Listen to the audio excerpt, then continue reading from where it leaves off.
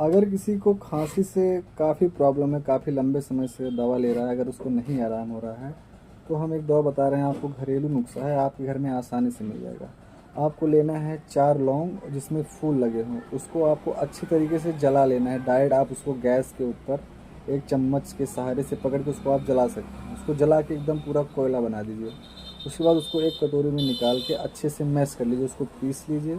उसके बाद उसमें आप थोड़ा सा शहद मिला के उसको खूब बढ़िया से फेंट लीजिए, और उसको आप रोज़ सुबह शाम चम्मच से आधा चम्मच थोड़ा सा लेके सुबह शाम आप पीजिए, और गुनगुना पानी पीजिए।